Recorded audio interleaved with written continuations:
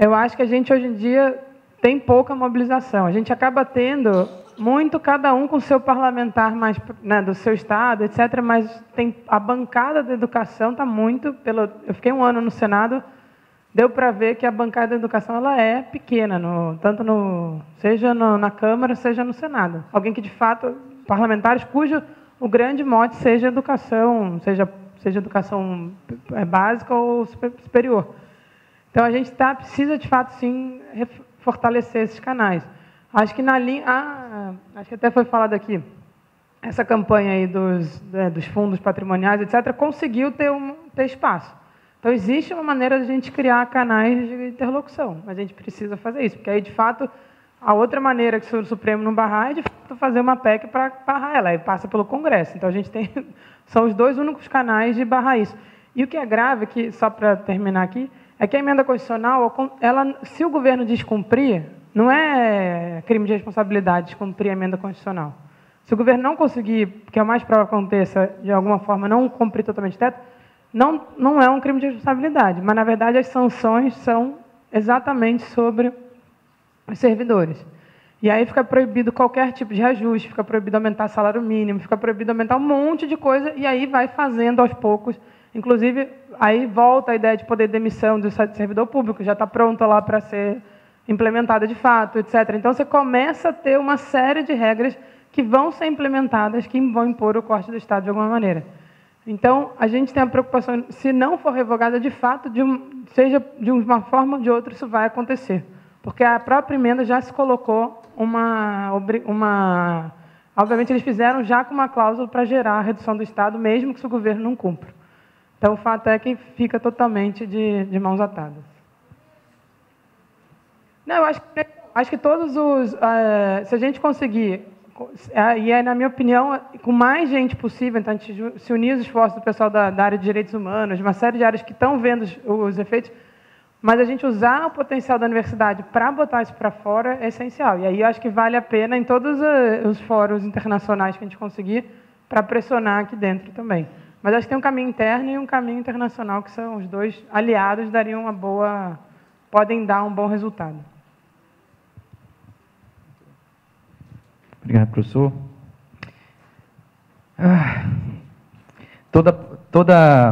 Todo debate que pergunta o que fazer, na verdade, ele pergunta já fazendo, né? Então, quando ele pergunta o que fazer, é porque já está fazendo. Então, esse próprio debate é uma das ações que estão sendo feitas, né? Então, eu não tenho uma resposta simples do que fazer, mas várias coisas que a gente precisa fazer e que para que a gente consiga sobreviver e passar disso com grande sucesso, a gente nunca perdeu o espírito de luta da universidade, né?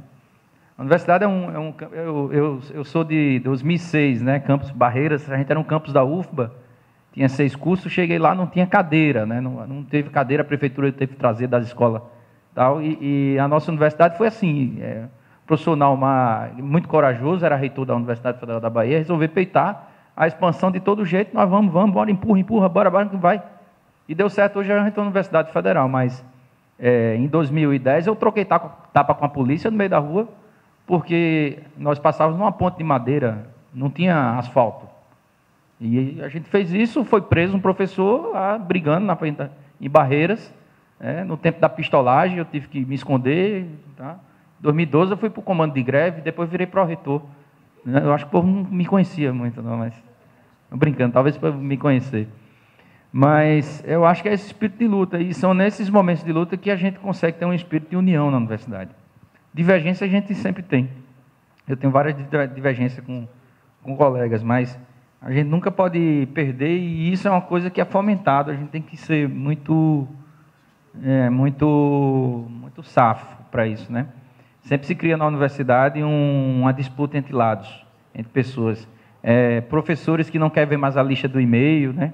Porque só vem um monte de baboseiro. Então, se cria esse tipo de coisa, mas isso é uma forma de desmobilização. A minha universidade ela não tem expressão sindical. Para a gente escolher um representante no conselho do quadro de professores, praticamente a gente precisa implorar e não trazer uma pauta, né? Alguém pode até estar pensando, pô, é muito confortável, né? Vocês são da administração central, não tem um representante lá para cobrar. Não, é horrível. É terrível você não ter, né? Pelo menos, desculpando, né? A gente tem representante docente, mas é muito difícil ter essa expressão. E isso não é uma causa, não. Isso é uma consequência do processo de desmobilização que as universidades vêm sofrendo, né? E isso muito pelo ambiente político que a gente está enfrentando no nosso país. Você pergunta, né? Aí, acho que perguntou, até foi o Zé Carlos, né? Qual a relação das IFES com o poder e o Congresso Nacional? Primeiro que a nossa universidade ela tem que sempre prezar pela autonomia, mas não pelo silêncio do campo político. A universidade é o campo, e deve ser o campo das representações políticas, da discussão partidária, das lideranças que vão ao Congresso. Às vezes a gente, na universidade, tem um discurso um pouco raso, dizer assim, não pode fazer política na universidade. Pelo contrário, é melhor a gente fazer política aqui, né, ou deixar o deputado para colocar o filho, o sobrinho, a tia, para fazer política, porque a política no campo do poder, não no campo da discussão social, como a universidade o é, né? E às vezes a gente tem, isso é coisa de professor, a gente é preconceituoso com um colega que sai para se candidatar a alguma coisa. A gente tem preconceito, ou não? Estou falando alguma coisa? Não.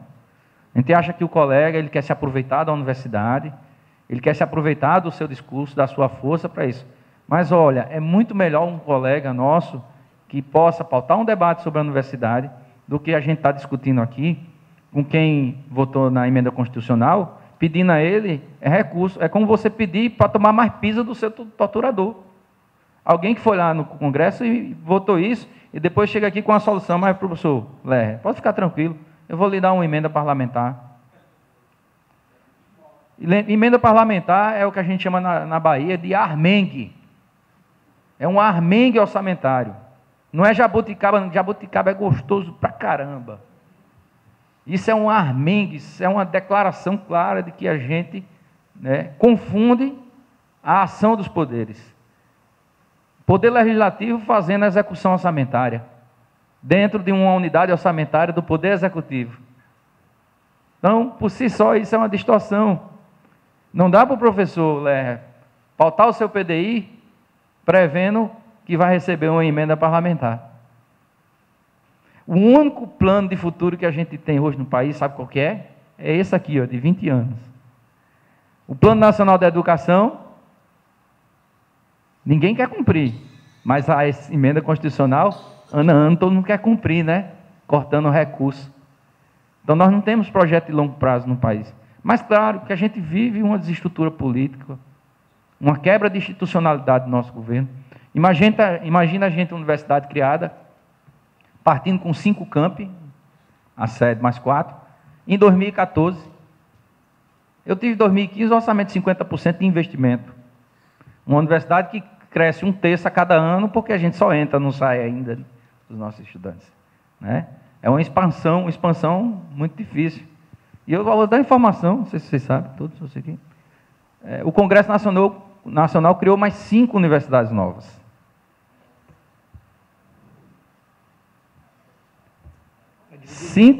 O mesmo bolo. Para dividir, semana passada a gente passei a semana no Ministério da Educação. Eu fico nessa discussão, MEC, Andifes, Comissão de Modelo, eu e Tiago, né? Tiago que é o coordenador nacional do Fórum de Pró-Reitores. E nós começamos a discutir o orçamento com 5 novas universidades criadas, com o mesmo limite que a gente teve no ano passado. Foi isso. Ó, não vai ter dinheiro novo, se tiver aqui, vamos requalizar a matriz, vamos perder. A UFRJ é enorme. E está numa situação difícil, porque a gente já sabe que a matriz OCC é uma força. A gente se protege. Talvez essa é uma das explicações do nosso sistema ainda ter condição de sobreviver. E tem lá o REUNE, né, que é condição de sobrevivência para a UFRJ e para outras universidades, mas que a gente não tem um lastro tão forte político para assegurar. Então, qualquer coisa que acontece, né, vai lá e tira do Reúne.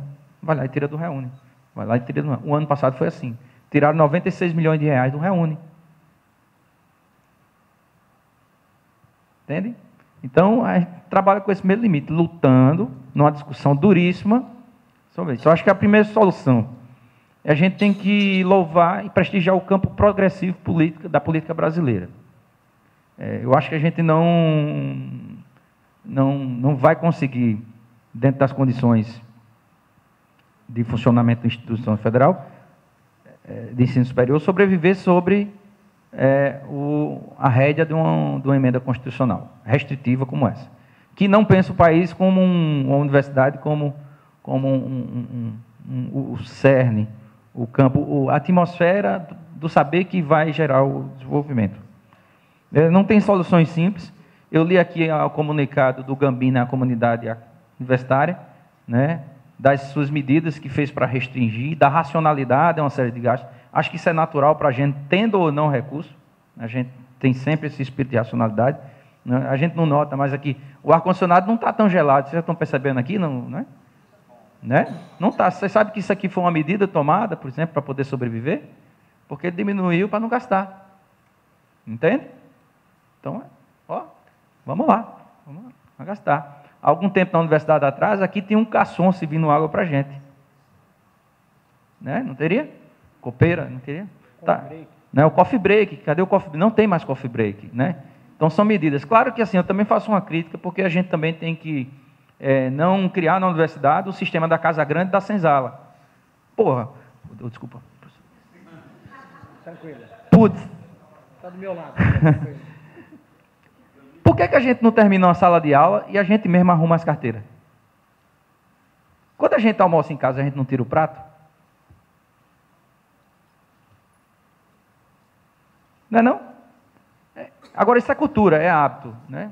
Agora, aquela pessoa deveria estar aqui, que está servindo, o garçom, eu falei isso numa reunião com o senador, a menina servindo lá, ele perguntando, não, o recurso, o senador, está vendo essa aqui que está servindo o gasto? Ela devia estar aqui na mesa com a gente, conversando. Né? Porque é um pouco da nossa cultura. A gente tem essa cultura ainda da Casa Grande de ter um empregado para nos servir, de fazer o café que a gente toma, batendo papo lá com um colega, arrumar a sala, a pró-reitoria todo dia que tem que todo mundo estar limpando. Não é assim em casa, porque é assim no público. Não é? Então, acho que são algumas mudanças de cultura. Mas isso não pode servir de pano de fundo para a gente desestimular a luta da universidade. Isso não pode chegar, eu vou cortar da UFRJ porque a UFRJ gasta não sei quantos milhões de jardinagem. Olha o tamanho da UFRJ. Sabe? Então, a gente não pode cair nesse discurso. E esse discurso é alienante. Né? Ele lhe coloca dentro de uma discussão contábil, tal, para lhe deslocar do que é importante. Aí a gente fica aqui brigando para calcular quantas horas o servidor pode economizar, tal. Porque, na verdade, a discussão ela é muito mais política, que a gente sabe que as cartas não estão todas sobre a mesa. E nisso a gente fica rodando. Eu sempre falo isso. Discussão do custo da Universidade Federal. O Banco Mundial fez aquele belíssimo documento sob encomenda do governo Dilma, né? Não? Né? Aquele belíssimo documento que fez uma análise medíocre e usando toda a sua força midiática para dizer que as universidades são perdulárias. Tá? Eu vou chamar a atenção para isso, que a gente não pode esquecer que nos últimos 2, 3 anos, países tiveram reformas universitárias. E talvez a reforma da emenda constitucional, para o próximo governo que virá, será essa reforma universitária. Ou vocês acham que não se discute de que o nosso orçamento seja também um fundo, como é o FIES? Porque o FIES financia, né, o ensino superior unisquina, né, da forma que for, por cabeça de vaga ou por pressão política e econômica, né, financia. O recurso do FIES não é recurso primário, embora não era. Né, o Tesouro Nacional fez uma nota e o FIES não é o valor orçamentário dele. A gente está pagando a inadimplência do FIES. A gente assumiu o risco enquanto... Eu estou demorando muito? Não. A gente assumiu o risco enquanto cidadão do capital que está no mercado financeiro. Tá? Essa aqui é a lógica do FIES. Eu não sei se esqueci lá do meu colega da Paraíba, como bom paraibano que sou, mas eu gosto de samba, eu sempre gostei de samba, né? Antes de ser químico industrial, eu sempre fui músico, eu toco violão 7 cordas, né? E eu saí da Paraíba tocando samba de lá.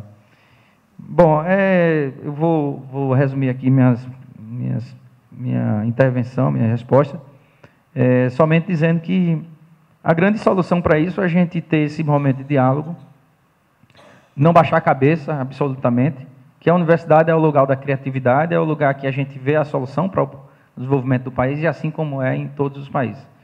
O alerta que eu deixo aqui como uma fala final dessa mesa, mas é que a gente, o tema da reforma universitária virá. E vai ser uma reforma financeira, uma reforma do nosso sistema administrativo da instituição. Tá? Eu acho que esse talvez o debate que a gente precisa estar muito preparado para vir. Eu não sei que governo vai assumir. Né? Sinceramente, eu não faço a menor ideia. Né? Tem um que realmente a gente não precisa nem falar. Tá? Para não dar mídia para ninguém. Né? Mas que o próximo governo, primeiro, precisa derrubar essa emenda constitucional, claramente, se quiser que o país sobreviva e cresça. Ok?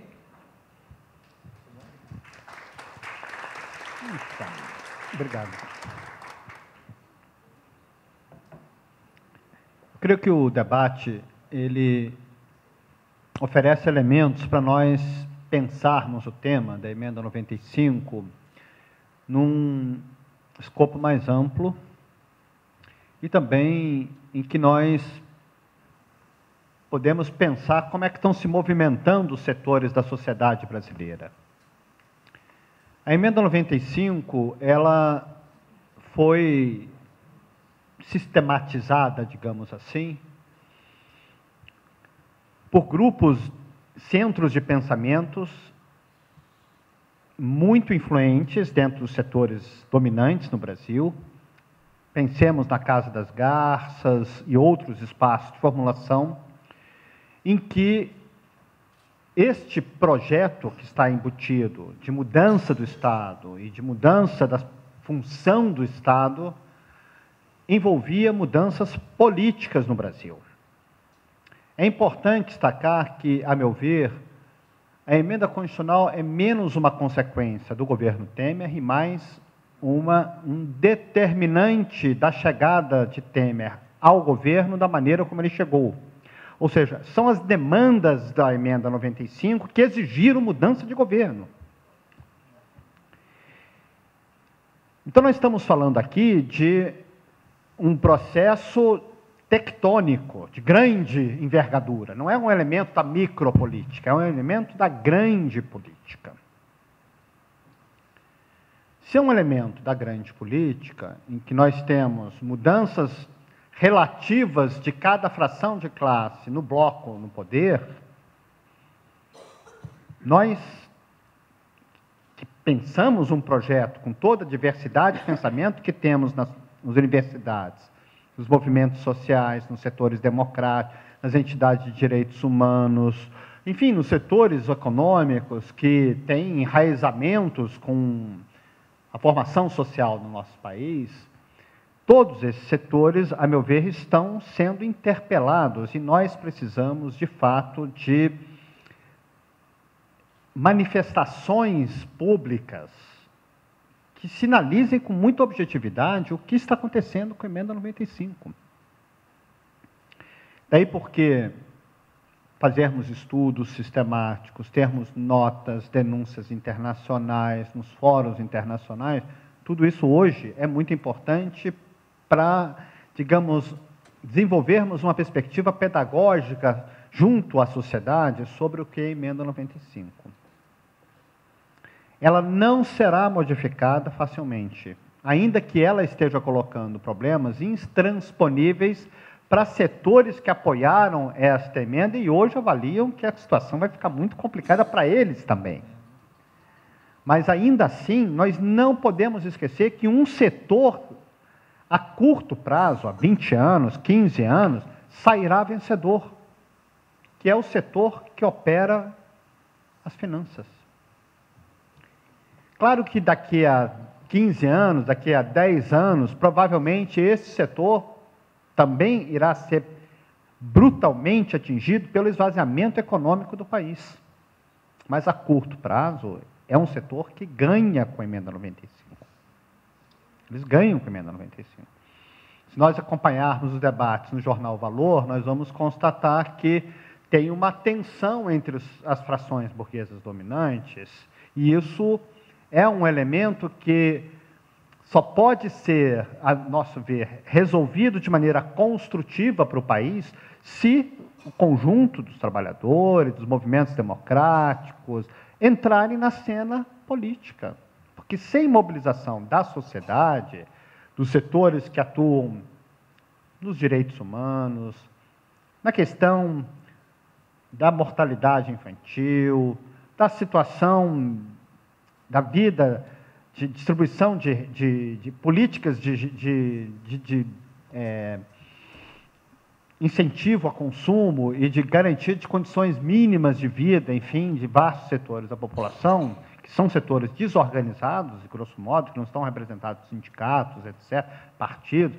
Então, o esforço de reorganização e de fazermos um trabalho de convencimento, de esclarecimento, de mobilização, para que mais setores possam ir às ruas, ao meu ver, isso é o elemento fundamental dos próximos anos.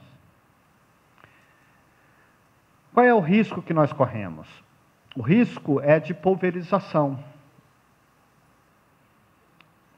Então, digamos, corta recurso da CAPES, não há problema de passar mais de 250 milhões para a CAPES. Não tem nenhum problema o governo federal fazer isso. E resolve a pressão feita na CAPES. Tira de onde? Do custeio dos federais. Não tem problema. Este vai ser um processo complexo, porque nós precisamos fazer a denúncia da CAPES. Nós precisamos fazer a denúncia da saúde. Nós precisamos fazer a denúncia do desmonte de recursos do Ministério da Ciência e Tecnologia, do esvaziamento do Fundo Nacional de Desenvolvimento Científico e Tecnológico, mas nós vamos ter que aprender a fazer isso olhando para o problema de uma maneira mais complexa. Não dá para cada um tentar hoje puxar a brasa para a sua própria sardinha, porque não vai ter brasa e nem sardinhas para serem distribuídas. Então, o movimento de resistência, de um trabalho pedagógico, enfim, de convencimento de setores mais amplos da sociedade, produção de livros, debates, vídeos. Nós temos que ter um trabalho muito intenso nesse momento. Os parlamentares votaram de maneira muito expressiva na Emenda 95. É uma emenda constitucional, é mudança qualificada. Precisa de voto qualificado. E passou com muita tranquilidade. Passou com muita tranquilidade. Claro que nós vamos ter um novo parlamento, mas não há expectativa de um parlamento muito melhor. Não há expectativa de um parlamento muito melhor. Ao contrário, com as mudanças na regra, né, de cláusula de barreira, se pegar todo o financiamento da campanha, etc., nós vamos ter um parlamento tendencialmente semelhante ao que nós temos hoje. Esther lembrava que hoje, quando nós falamos uma frente parlamentar em defesa da ciência e tecnologia ou da universidade pública, é um número pequeno de parlamentares. E quando examinamos o que é hoje a Comissão de Educação, está lá as famílias Bolsonaro, estão lá os proprietários das instituições privadas de ensino, setores muito conservadores, empresariais, enfim, se entrincheiraram nessas comissões. Então, novamente, a questão da mobilização externa, ela é fundamental, da mobilização cidadã, ela é fundamental. Eu creio que nós vamos ter que reaprender a fazer isso. Porque sem essa mobilização mais ativa, tem ainda meios de acomodação. A frente do Supremo, eu acho que é uma frente muito importante, mas também muito arriscada se não houver mobilização social. Porque hoje o Supremo pode resolver os seus problemas sem nenhuma dificuldade econômica, o Judiciário. Nós estamos falando aqui de uma ordem de grandeza que é possível realocar de outras rubricas, tira de outros. Como é que o Supremo pode julgar de uma maneira mais razoável? Se a pressão da sociedade cada vez for maior.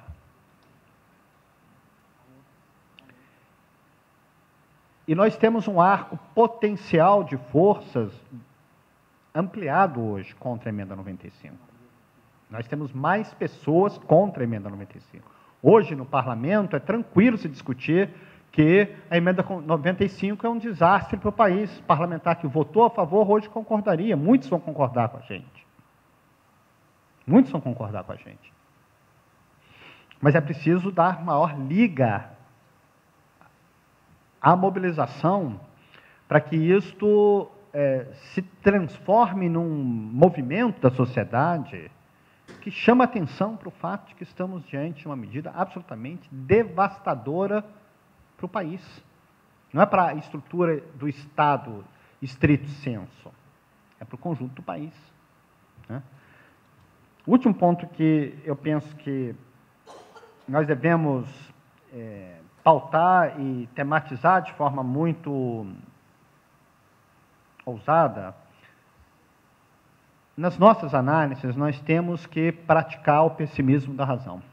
Nós temos que mostrar as consequências drásticas para cada esfera do Estado, para a ciência e tecnologia, para a saúde, para a mortalidade infantil, para o meio ambiente, enfim, para a área de educação. Nós temos que destrinchar essas consequências. Porque nós não podemos descartar a necessidade de mobilização num referendo revogatório. A gente não sabe o que vai acontecer daqui a 3 meses. Alguns candidatos já disseram que a Emenda 95 é cláusula pétrea, não se mexe mais.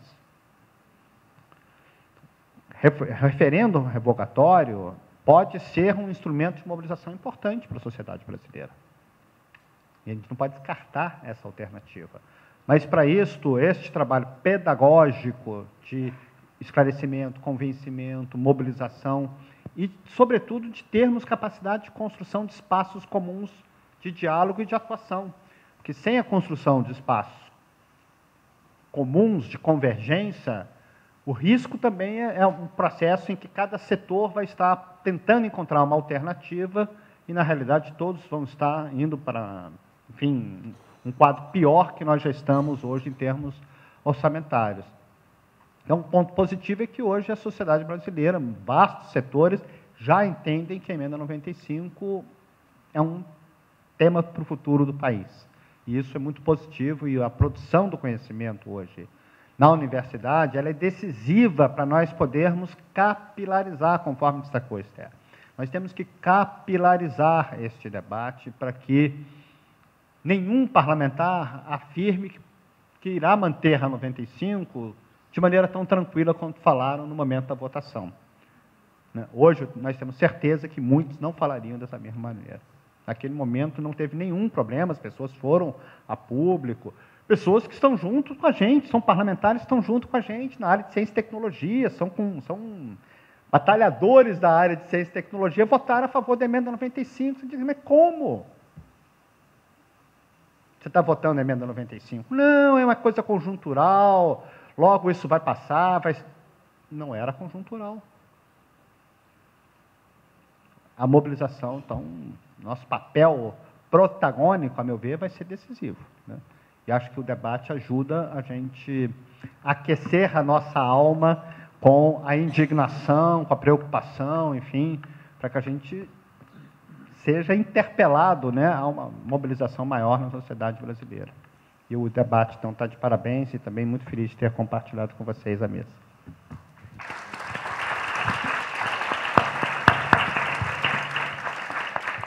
Só considerando, então, já o horário, né, já estamos em torno das 13 horas, a gente gostaria de agradecer a presença de todos. Vamos procurar manter esse espaço de debate em torno das questões que foram levantadas aqui, inclusive com os encaminhamentos que foram apresentados pelo plenário e tratados aqui pelos nossos convidados. Agradecer a presença de todas e todos aqui, agradecer a presença do professor Lerre, professor Poti, professor Esther. Foi muito importante, muito bom e muito acrescentador do debate o que a gente conseguiu colher das informações e das avaliações trazidas pelos todos três aqui. Muito obrigado e boa tarde.